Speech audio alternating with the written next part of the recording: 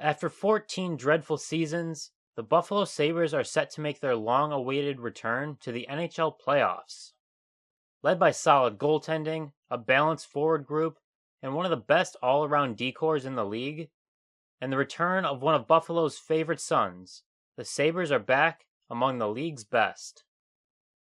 But what happened the last time the Sabres made the playoffs? For that, we have to travel back in time to what is almost another era.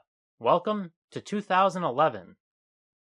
What was different about the NHL in 2011?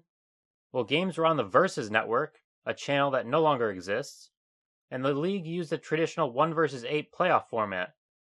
None of this division playoffs, 2 versus 3, 1 versus wildcard, no. Simple 1 through 8.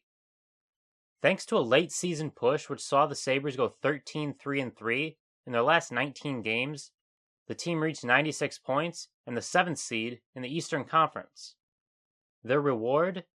A matchup with the East's second best team in the regular season, the Philadelphia Flyers. The Flyers came into the playoffs winning the Eastern Conference's Atlantic Division with 106 points, just 1 point shy of the Washington Capitals, conference leading 107. This would be the 9th time the teams would face off in the playoffs, with the Flyers having won 5 of the previous 8. Their most recent matchup in 2006, however, saw the Sabres defeat the Flyers in 6 games. The Sabres weren't a superstar-loaded team, but a balanced one. They only had one player record above 55 points, and that was Thomas Vanek with his team leading 73. Their best player was between the pipes, with the Vezina winner from the previous season, Ryan Miller. The stage is set for the Flyers against the Sabres in the Eastern Conference quarterfinal. With home ice advantage for the Flyers, Game 1 is set in Philadelphia. If you're a fan of offense, Game 1 wouldn't have been for you. The game remained scoreless until the third period, when Buffalo native Patrick Kaleta got the Sabres on the board, tapping in a rebound to give the Sabres a 1-0 lead. And that was all the offense they would need, as Miller turned in a virtuoso performance for the Sabres, stopping all 35 shots and shutting out the Flyers in a Game 1 Sabres victory, 1-0. Remember all that lack of offense we just talked about in Game 1? Well, that wasn't the case for Game 2, as we had a back-and-forth, 9-goal thriller. The Flyers, hungry to finally get one past Miller, struck first just 4 minutes into the game thanks to a nifty move by Claude Giroux, who finished a shot glove side to give the Flyers an early lead. Just a few minutes later, though, the Sabres would answer on the power play as their leading goal scorer from the regular season, Vanek, found the back of the net. However, the Flyers responded less than a minute later as Daniel Carcillo put home a rebound to regain the lead for Philadelphia. On another power play still in the first period, Vanek would jam one home to tie the game at 2. Then, the Sabres would get their first lead of the game as Andrej Sekera finished a 3-on-1, beating Flyers goalie Sergei Bobrovsky short side. That was it for Bobrovsky, as Peter Laviolette would make a goalie change, bringing in backup goalie Brian Boucher. The first period would end tied, however, as James Van Riemsdyk would score just seconds later, tying the game at 3. The Flyers would then score 2 goals in the second period, one thanks to future Sabre Ville Leno, and the other thanks to former Sabre Daniel Briere. Down 2 goals in the third period, the Sabres would get one back as they threw the puck on net, with Cody McCormick there to finish it.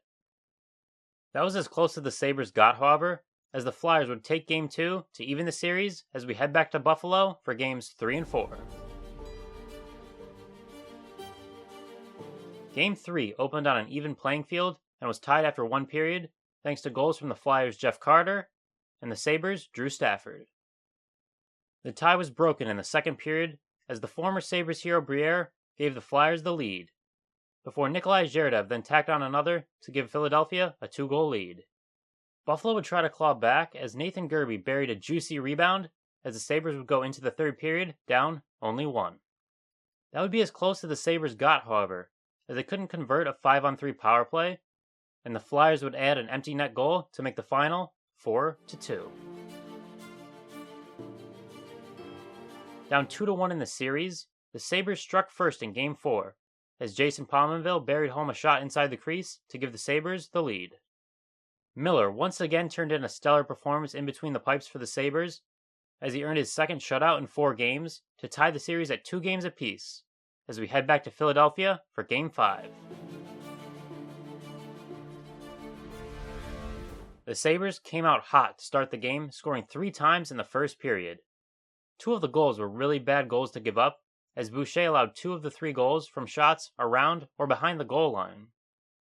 That was enough for Peter Laviolette, as he would make his second, but not last, goalie change for the series, turning to Michael Leighton. The goalie change sparked the Flyers as they would come all the way back to tie the game at 3. Van Riemsdyk and Andre Mazzaros each notched a goal in the second period to pull the Flyers within 1.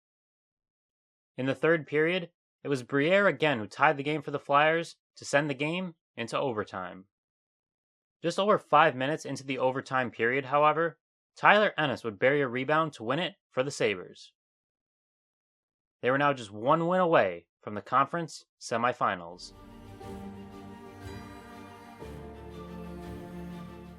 Home ice would tilt back to the Sabres as the series moved back to HSBC Arena in Buffalo. The Sabres would jump out to an early 2-0 lead thanks to goals from Rob Niedermeyer and a power play goal from Vanek. The Flyers would get on the board as the Buffalo defense left Briere all alone in front of the net to cut the Sabres' lead in half. Before the end of the period, the Sabres would get their 2-goal lead back as Vanek would strike again on a power play goal on a nifty between-the-legs move that would beat the goalie 5-hole. This prompted Philadelphia to make another goaltending change, this time turning back to Brian Boucher to be reinserted between the pipes. The goalie change would give the Flyers the spark they were looking for, as they would score 2 goals in the second period to tie the game. Van Riemsdyk would score just seconds into the period, with Briere then tallying a power play goal to tie the game at 3. However, with a few minutes remaining in the period, the Sabres would go back in front thanks to Gerby's second goal of the series. If the Sabres could keep the Flyers off the board for 20 minutes, they would win the game and the series. They could not. Just after a Sabres penalty expired, a scramble in front of the net ensued, and Scott Hartnell buried the loose puck to tie the game at 4. Game 6 was headed to overtime, where a hero or a villain would arise. Less than 5 minutes into overtime, a rebound was loose at the edge of the Buffalo crease, and Leno was there to bury it home to force a 7th game.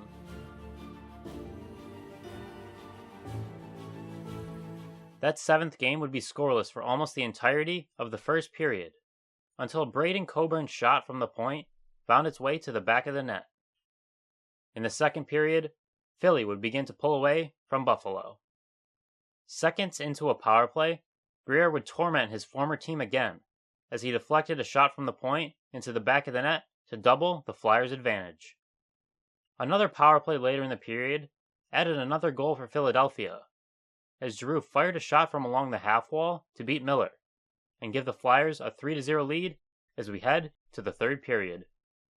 Buffalo had 20 minutes to try and save their season. Any hopes of a Buffalo comeback, however, were effectively dashed as Leno would score a slap shot from a tight angle to put the Flyers up by 4.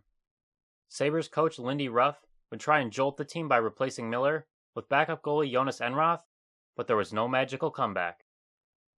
Buffalo would score twice in the third to make the scoreboard a bit more respectable, ultimately losing the game 5-2, and with it, the series. That playoff loss on April 26, 2011, would mark the last time the Sabres played a playoff game for almost 15 years. That loss would send the Sabres into a tailspin for more than a decade. Within a few seasons, Lindy Ruff was fired, and cornerstone players like Miller, Vanek, and Pominville were all traded.